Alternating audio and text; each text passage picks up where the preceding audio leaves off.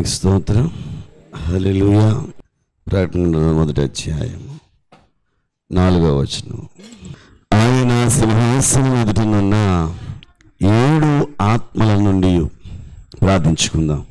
మహోన్నతుడా, నీకు వందనాలు, స్తోత్రాలు.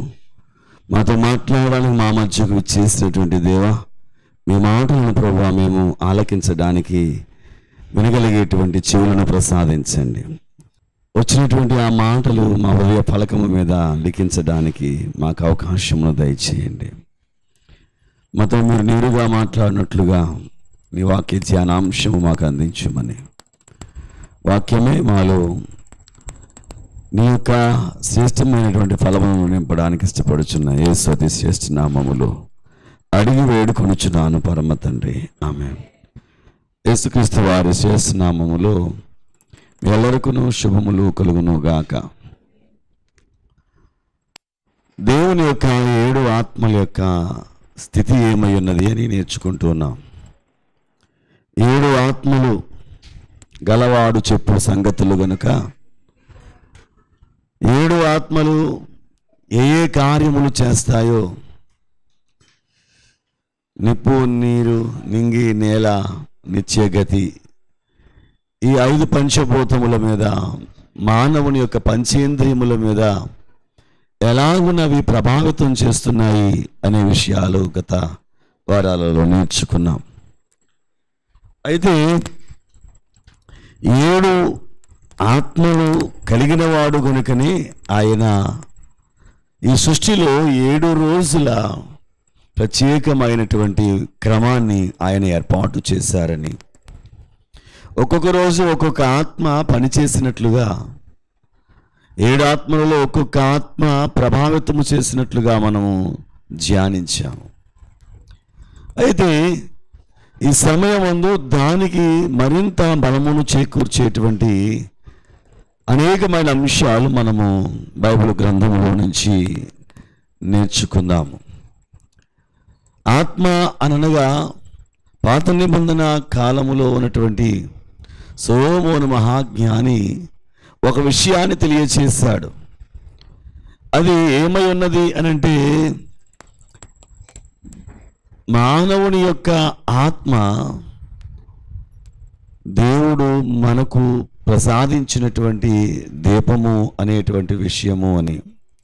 సామెతల గ్రంథములో 20వ అధ్యాయము 27వ వచనములో చూస్తే, నరుని ఆత్మ యెహోవా పెట్టినటువంటి దీపము. 7 దీపములు కలవు. నిర్గమాకాండం 25వ అధ్యాయములో 31వ వచనం నుంచి 40వ వచనం వరకు చూస్తే దీప వృక్షము కనిపిస్తూ ఉంది. దీప వృక్షం యొక్క ప్రత్యేకత కనిపిస్తూ ఉంది.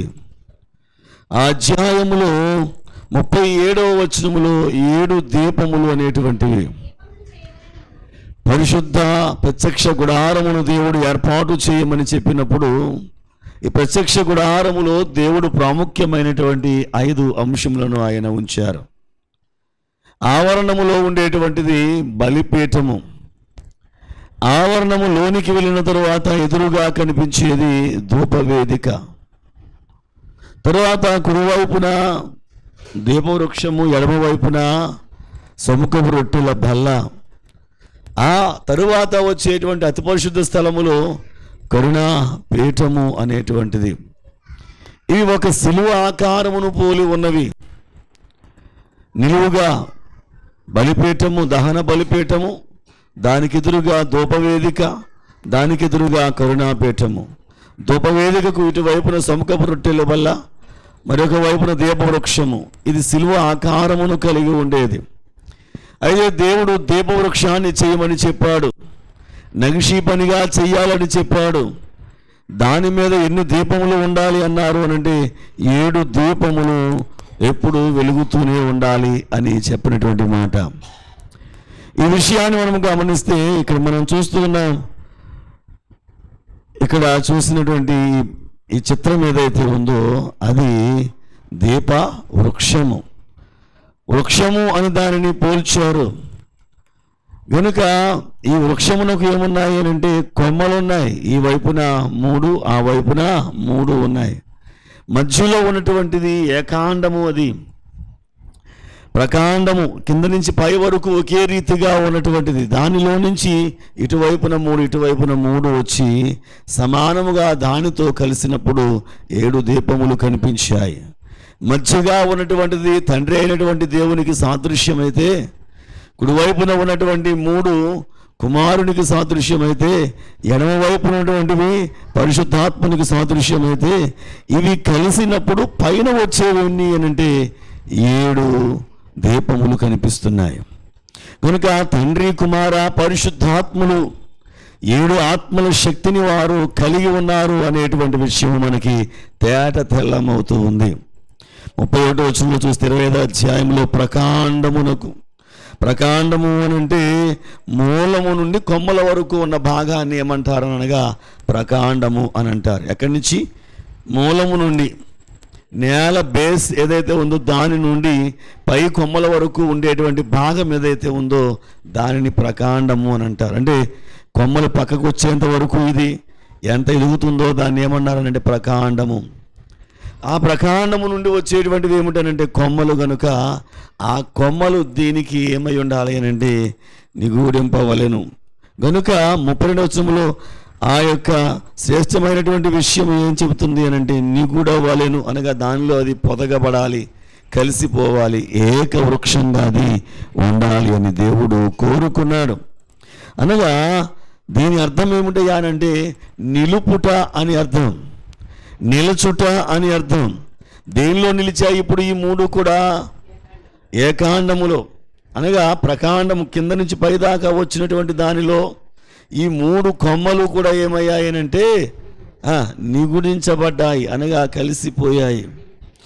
దీని యొక్క ఉద్దేశం ఏమిటి అనంటే తండ్రి ఎక్కడ ఉన్నారు అనంటే కుమారుడు పరిశుద్ధాత్మలో ఉన్నారు అని, కుమారుడు ఎక్కడున్నారు అనంటే తండ్రి పరిశుద్ధాత్మలో ఉన్నారని, పరిశుద్ధాత్ముడు ఎక్కడున్నారు అనంటే తండ్రి కుమారునిలో ఉన్నారు అనేటువంటి విషయం మనకి ఇక్కడ చాలా స్పష్టంగా అర్థమవుతుంది. అయితే ఈ నిగుడవలెను అనేటువంటి మాటకు అర్థం ఏమిటంటే నిలుపుట అని అర్థము. మరి ఒక మాట ఏమిటి అని అంటే అది అభివృద్ధి చెందుటకు సాదృశ్యముగా ఉన్నటువంటి మాట. మరి ఒక అర్థం ఏముందని కనుక అనగా వర్ధిల్ల చేయుట అని అర్థం. ప్రకాండం అనే దానికి ఉన్నటువంటి అర్థం ఏమిటనంటే జ్యేష్ఠము అనేటువంటిది దానికి అర్థం ఉంది. ప్రకాండము అనగా ఏమిటి? జ్యేష్ఠమైనటువంటిది. జ్యేష్ఠమనగా ప్రథమమైనటువంటిది కింద నుంచి పైకి ఏదైతే విత్తనములో నుంచి వచ్చిందో అదే విస్తరించుకుంటూ వెళుతున్నది కనుక అది ముఖ్యమైనది, జ్యేష్ఠమైనటువంటిది. అనగా దేవుడు ఆది సంభూతుడై ఉన్నాడు కనుక ఆ ప్రకాండము ఆది సంభూతునికి సాదృశ్యమై ఉన్నదిగా మనము చూస్తూ ఉన్నాం. ఇప్పుడు ఉన్నటువంటి ఈ కొమ్మలు నిగుడవలను అనంటే ఇది ఎలా ఉన్నాయి? ఇక్కడ వర్ధిల్లుట అనగా కొమ్మలు ఎక్కువగా వచ్చుట ద్వారా అది పూత పట్టి ఫలింపులోనికి వస్తుంది కనుక వర్ధిల్లేటువంటిది దీపము.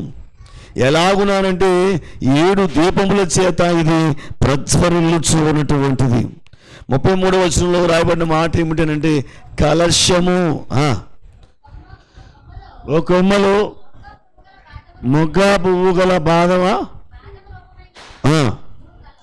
3 కలశములు, 3 కలశాలు ఉండాలి. ఈ 3 ఇటు 3 3 3 9 3 3 9 ఇవి కలిసి ఉండాలి. ఈ 2 కలిసే చోట ఏమవ్వాలి? కలశము వలె దానిని చెయ్యాలి అని దేవుడు చెప్పాడు.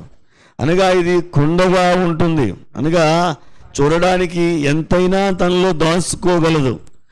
ఎంతుందో అంతేకాదు.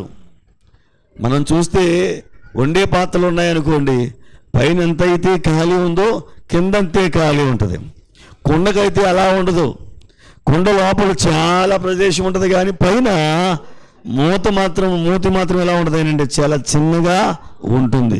కనుక లోపల ఏముంది అని మనం తేరి చూస్తేనే కానీ కనిపించదు. అలాగే దీపవృక్షములో ఏమున్నది అని మనం తేరి చూస్తేనే కానీ అది ఒకదానికి ఒకటి మిళితమైపోయి ఏకత్వాన్ని కలిగి ఉన్నాయి, ఏకాండముగా ఉన్నాయి అనేటువంటి విషయము దీపవృక్షం మనకు తెలియచేస్తూ ఉంది.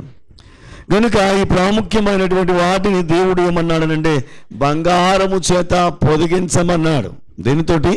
బంగారము చేత. 40 వీసెల బంగారము చేత దీనిని ఏం చేయాలనంటే పొదిగించాలి, తాపడము చెయ్యాలి. పలచగా ఆ బంగారు రేకును చేసి ఎక్కడా అది అతకబడినట్లుగా ఉన్నది అనేటువంటి పరిస్థితి లేకుండా చూచిన వెంటనే ఎంతో సుందరంగా అది కనిపించేటట్లుగా దేవుడే చెప్పాడు నగిషీ పనిగా చెయ్యాలి అని. దీని గురించి ఇంకా ఒక మాట అంటాడు. చివరి వచనంలో ఏమంటాడంటే 40వ వచనంలో, నేను కొండ మీద నీకు ఏమైతే చూపించానో వాటి రూపము చొప్పున చేయుటకు నువ్వేం చేయాలి? జాగ్రత్త పడాలి అన్నాడు. జాగ్రత్త పడాలి అని అంటే జాగ్రత్తగా చేయాలి. ఎక్కడ ఏ లోపము లేకుండా ఉండాలి. దేవునిలో ఏ లోపము లేదని మనం ఎలా చెబుతున్నాము? దేవుడు పరిశుద్ధుడు అని ఎలా చెబుతూ ఉన్నాము? దేవునిలో ఏ లోపము లేదని చెబుతున్నాము. అట్టి రీతిగా ఈ దీపవృక్షం ఎలా ఉండాలి అని అంటే ఏ లోపము లేనిదై ఉండడానికి, చెప్పినది చెప్పినట్లుగా ఎలా ఉన్నదో అలాగే చెయ్యి అని దేవుడు సెలవిచ్చినటువంటి ఆ మాట కొండ మీద జాగ్రత్త పడమని చెప్పాడు. బంగారము చేత దానిని పొదిగించుట ద్వారా దానికి ఒక ప్రత్యేకతను దేవుడు ఏర్పాటు చేసిన వాడై ఉన్నాడు.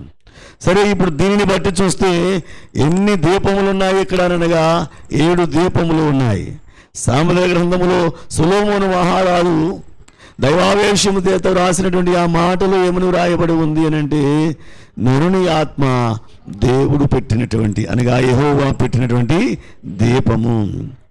దీపం అనగా ఇప్పుడు ఏమై ఉంది? ఆత్మ అయి ఉన్నది. ఆత్మ అంటే ఏంటి? దీపమై ఉన్నది. యేసుక్రీస్తు ప్రభువు వారి భూలోకంలోకి వచ్చిన ఒక మాట అంటారు. మత్తయి సువార్త 6వ అధ్యాయము 22వ వచనంలో మనం చూసినప్పుడు యేసుక్రీస్తు ప్రభువు వారు ఒక మాట ఏమని చెబుతారయ్యానంటే, దేహమునకు దీపము కన్నే గనుక.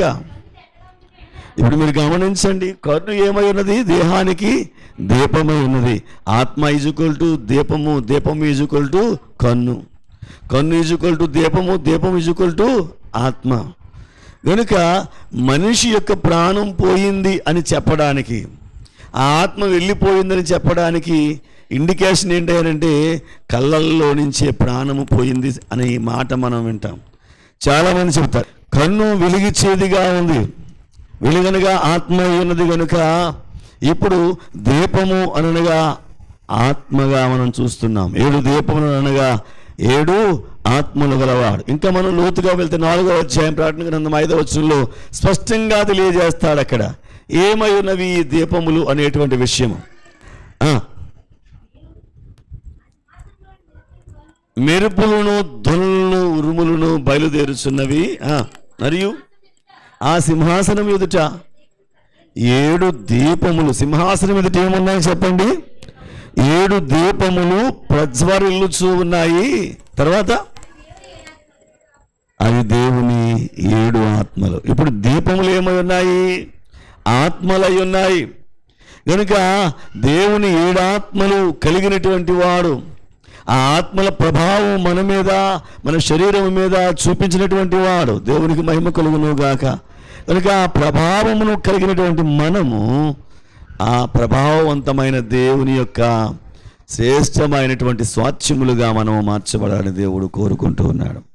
ఆయనలో మనం, మనలో ఆయన కలిసిపోవాలి, మిళితమైపోవాలి అనేటువంటి విషయాన్ని జ్ఞాపకం చేసుకోవాలి. అయితే ఈ 7 దీపములు మాత్రమే కాదు, బైబిల్లో మనం చూస్తే కనుక చాలా విషయాలు 7తో అనుబంధముగా అనుసంధానించబడినటువంటి విషయాలు ఎన్నో ఉన్నాయి.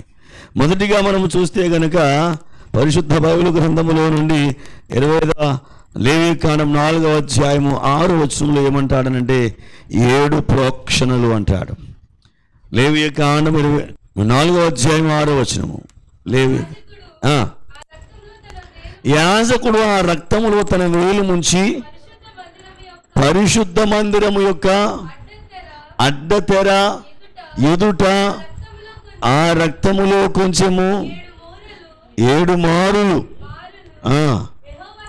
యెహోవా సన్నిధిని ప్రోక్షించవలెను అనగా చిలకరించాలి. ప్రోక్షించడం ఎన్నిసార్లు చేయాలి? 7 సార్లు. ఎందుకు 7 సార్లు చేయాలి? దేవునికి 7 ఆత్మలు ఉన్నాయి గనుక. ఎందుకు 7 సార్లు ప్రోక్షించమన్నాడు అని అంటే, ప్రోక్షించుట అనేటువంటిది అనగా దాని మీద ప్రతిష్ఠించుట, చిలకరించుట, దాని మీద పారించుట అనేటువంటి అర్థాలు వస్తూ ఉన్నాయి. 7 సార్లు చిలకరించాలి, 7 సార్లు ప్రోక్షించాలి, ప్రోక్షణము జరగాలి.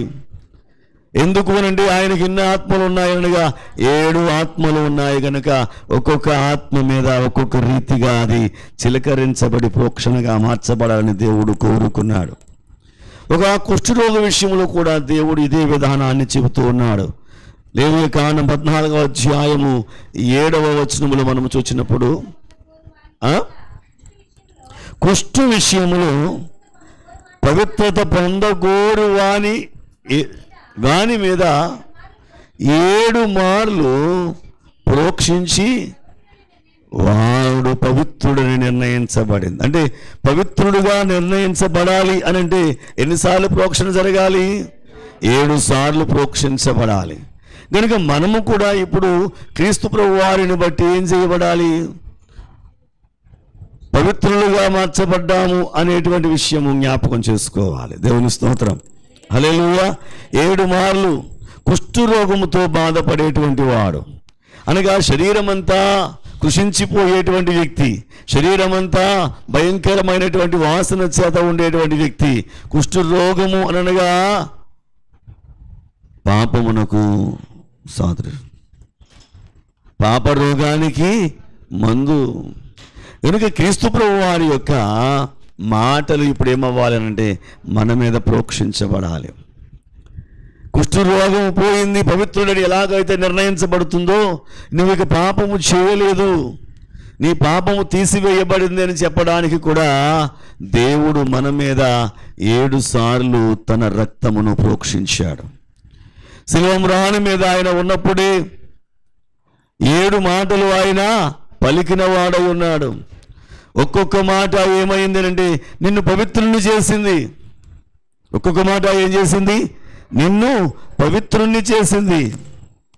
మనం గనుక ఆలోచన చేస్తే గనుక యోహాను సువార్త 15వ అధ్యాయము 3వ వచనములో ఒక మాట యోహాను గారు రాస్తున్నటువంటి మాట, యేసుక్రీస్తు ప్రభువు వారు ఒక మాట పలికారు. ఆ మాట ఏమిటంటే, నేను మీతో చెప్పిన మాటను బట్టి మీరిప్పుడు పవిత్రులై ఉన్నారు. దేవుని స్తోత్రం, హల్లెలూయా. ఇప్పుడు మనం పవిత్రపరచబడాలి అని అంటే ఏం చేయబడాలి? ఆయన మాట మనకి కావాలి.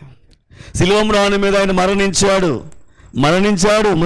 మనం విరిగినటువంటి వారమే, కానీ ఆ మరణములో నుండి వచ్చినటువంటి 7 మాటలు ఏమైతే ఉన్నాయో ఆ మాటలను బట్టి మీరిప్పుడు నా మాటను బట్టి ఏమయ్యారు? పవిత్రపరచబడ్డారు. కనుక ఆయన మాట చాలు. నిజమే, ఆయన మొట్టమొదటి పలికినటువంటి మాట, తండ్రి వీరేమి చేస్తున్నారో వీరు ఎరుగరు గనుక వీరిని క్షమించుము అన్నాడు.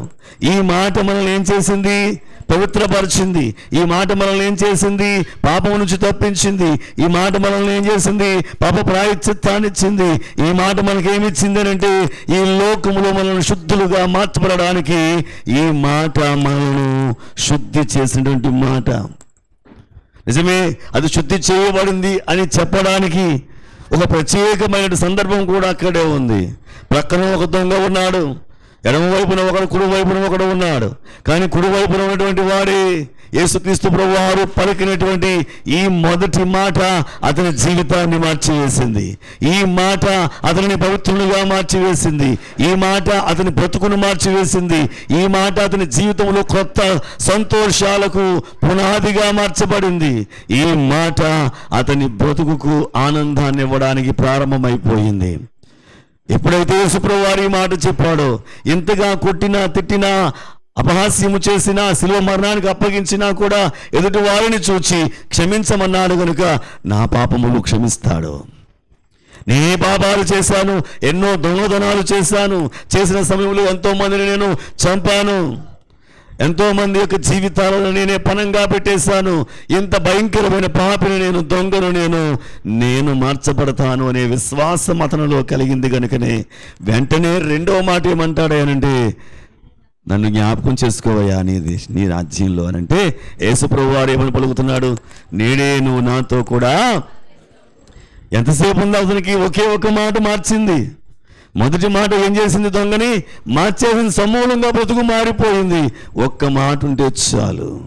నీ బ్రతికేదాను ప్రభు, నీ బ్రతికేదాను ప్రభు, ఒక్క మాట చాలు, ఒక్క మాట చాలు, ఒక్క మాట చాలు ప్రభు, ఒక్క మాట చాలు, ఒక్క మాట చాలు, ఒక్క మాట చాలు ప్రభు.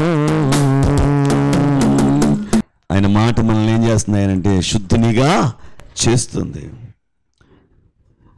మూడవదిగా మనం చూస్తే లేవియ కాండం 23వ అధ్యాయము 8వ వచనము. 23వ అధ్యాయం ఏంటండి? 7 దినములు మీరు యెహోవాకు హోమార్పణము చేయాలి. దేవుని స్తోత్రం. అర్పణ ఇది హోమార్పణ చేయ. అర్పణ అంటే ఏంటి? హోమార్పణ అంటే యజ్ఞముగా అప్పగించబడాలి. హోమం అంటే యజ్ఞము. ఎన్ని రోజులు చేయాలి? 7 రోజులు చేయాలి. ఎందుకు చేయాలి 7 రోజులు? ఎందుకు చేయాలి? 7 ఆత్మలు గలవాడు గనుక. 7 ఆత్మలు గలవాడు గనుక ఒక్కొక్క ఆత్మకు ఒక్కొక్క రోజును దేవుడు కేటాయించినటువంటి వాడై 7 ఆత్మలను హోమమునకు చెయ్యడానికి అనగా 7 రోజులు మీరేమవ్వాలి? యజ్ఞముగా ఆయనకు హోమార్పణ చెయ్యాలని చెప్పబడింది. దేవుని స్తోత్రం. హల్లెలూయా. హోమార్పణంగా చేయబడాలి అంటే హోమం అంటే యజ్ఞం. యజ్ఞం అంటే ఏంటి? యజ్ఞం అంటే ఏంటి? యజ్ఞం అంటే యజ్ఞం అనగా అగ్నికి ఆహుతి చేయబడేటువంటి అంశాలు ఏమైతే ఉన్నాయో అవి ఆయనకు ఇంపైనటువంటి సువాసనగా ఆయన ఆహ్వానిస్తాడని చెప్పి వ్రాయబడి ఉంది. ఈ బలిపీఠం మీద యజ్ఞ పశువుగా దేనినైతే అర్పిస్తారో అది అర్పించినప్పుడు దాని యొక్క వాసన దేవునికి ఏంటయ్యానంటే ఇష్టమనేటువంటి విషయాన్ని గమనించాలి. దేవుని స్తోత్రం. ఏ వాసన ఇది? బలి అర్పించబడేటువంటిది. ఇప్పుడు బలి అర్పించబడడానికి అది మండాలి అంటే కింద ఏముండాలి? అగ్ని ఉండాలంటే ఏముండాలి? గ్యాస్ పొయ్యి ఉందేంటప్పుడు ఏమైనా పుల్లలు ఉండాలి. పుల్లలు ఉండాలి అని అంటే పుల్ల ఏం చేయబడాలి? కాల్చబడడం కంటే ముందుగా ఆ చెట్టును తీసుకొచ్చి పెడతారా అక్కడ యజ్ఞంలో? ఇప్పుడు చెట్టు ఏమవ్వాలి? విరగొట్టబడాలి. చెట్టు ఏమవ్వాలి? నరకబడాలి. చిన్న చిన్న ముక్కలుగా అది చెయ్యబడాలి. అప్పుడు దానికి అగ్నిని దానికి జోడించాలి. ఆ అగ్ని మీద దానిని దహించాలి. అప్పుడు దేవునికి ఇంపైనటువంటి హోమముగా సువాసన మార్చబడుతుంది. దేవుని స్తోత్రం.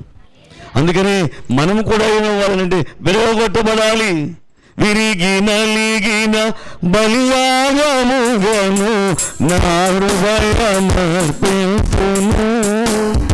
విరిగి నలిగిన బలియాగముగను నా హృదయమర్పించును. బలియాగముగను నా హృదయమర్పించును. దేవుని స్తోత్రం. అంటే నువ్వు ఇప్పుడు ఏమవ్వాలి? ఇప్పుడు విరిగి నలగొట్టబడినప్పుడు అదే నువ్వు బలి అర్పణగా ఆయనకి ఇచ్చినప్పుడు అంతకన్నా ఇంకేమి అవసరం లేదు. ఏడాది వేలాది పొట్టేలన ఇవన్నీ కాదయ్యా. ఏం కావాలి? నా హృదయమే బలి అర్పణగా నువ్వు కోరుకుంటున్నావు, యజ్ఞంగా కోరుకుంటున్నావు. ఈ యజ్ఞం ఎన్నిసార్లు చేయాలంటే 7 రోజులు చేయాలి. హోమార్పణముగా చేయాలి, ఆయనకి అప్పగించాలి. ఎందుకంటే 7 ఆత్మలు గలవాడు కనుక 7 హోమములు ఆయన కోరుకుంటూ ఉన్నాడు. దేవునికి మహిమ కలుగును గాక. మనమును అట్టి మార్గములోనికి వెళ్ళగలగాలి. 7 ఎంత ప్రాముఖ్యమైందో. ఎందుకని 7 రోజులు చేశాడు అంటే 7 ఆత్మలు గలవాడు కాబట్టి 7 రోజులు చేశాడు. దేవునికి మహిమ కలుగును గాక. జైబులో క్రీస్తు మహారాజ్కి 7 అంత ప్రత్యేకతగా దేవుడు కోరుకున్నాడు. మూడవదిగా మనం చూస్తే కనుక ఇది లేవియా కాండములో 23వ అధ్యాయము 39వ వచనంలో ఏమంటాడనంటే 7వ దినమున భూమి పంటను 7 దినములు యెహోవాకు పండుగను ఆచరించాలి. ఎందుకు 7 రోజులు పండుగ ఆచరించాలి? ఇప్పుడు చెప్పాలి మీరు నా జవాబు. 7 ఆత్మలు గలవాడు కనుక 7 రోజులు పండుగ ఎందుకు చేయమన్నాడనంటే 7 ఆత్మలు ఉన్నాయి ఆయనకి. ఈ 7 ఆత్మల నిమిత్తమైనటువంటిది 7 రోజుల పండుగ ఆయన చేయమని మా ఇశ్రాయేలీయులైనటువంటి వారికి దేవుడు సెలవిస్తున్నటువంటి మాట. దేవునికి స్తోత్రం, హల్లెలూయా. 7 పండుగలు చేయాలి. పండుగ అంటే ఏంటి? పండుగ అంటే ఆనందం, పండుగ అంటే సంతోషం, పండుగ అంటే ఉత్సాహం. అయితే ఇవే మనకు తెలుసు. పండుగ అనంటే చేసిన మహోపకారములను బట్టి లేక జరిగినటువంటి సందర్భాన్ని బట్టి పండుగ చేసుకుంటారు. అంతేనా? జరిగిపోయిన దాన్ని చేసుకుంటారా పండుగ? జరగబోయేది పండుగ చేసుకుంటారు ఎవరైనా? సరిగ్గా పోయిన సంవత్సరం ఇదే రోజునండి మా ఇంట్లో వారసుడు పుట్టాడండి అంటారు. అంటే ఆ రోజు ఏం చేసుకుంటారు? పుట్టినరోజు పండుగ చేసుకుంటారు. అంటే ఒక ఆనందం జరిగిన తర్వాత దానిని జ్ఞాపకం చేసుకుంటూ చేసే కార్యక్రమం ఏదైతే ఉందో దానిని ఏమని పిలుస్తామనంటే పండగ. దేవునికి మహిమ కలుగును గాక. ఎన్ని పండుగలు చేయాలి ఇప్పుడు? 7 రోజులు పండుగలు చేయాలి. దేనిని బట్టి చేయాలి? ఇప్పుడు దేవుని 7 ఆత్మలను బట్టి పండుగ చేయాలి. అంటే మన హృదయంలో ఎప్పుడు కూడా పండగ వాతావరణమే కలిగి ఉండాలనేటువంటి విషయం. ఏమిటది? 7 అనేటువంటి ఆత్మలలో ఈ పంచభూతములు ఎలాగైతే మిళితమైపోయి 6వదిగా నీ ఆత్మ, 7వదిగా ఆశీర్వాదించబడి పరిశుద్ధపరచబడినటువంటి రోజుగా నీ బ్రతుకును దేవుడు మార్చడానికి ఇష్టపడుతున్నాడు కనుక వీటిని బట్టి నువ్వేం చేయాలనంటే పండగ చేసుకోవాలి. దేవుని స్తోత్రం, హల్లెలూయా. మొదటిది ఏంటి? వెలుగు కొమ్మని పలుకుగా వెలుగు కలిగింది కనుక దేవుడా నువ్వు నాకు ఈ వెలుగంతా చూడడానికి నాకు దేహానికి దీపంగా కనునించావయ్యా, పండగ చేసుకుంటానయ్యా నేను. దేవుని స్తోత్రం. మౌనతడానికి వందనాలు. మాతో మాట్లాడి బలపరచము. అందుకు నీకు వందనములు చెల్లించుకుంటూ స్థిరపరచమని అడుగుచున్నాను పరమ తండ్రి. ఆమేన్.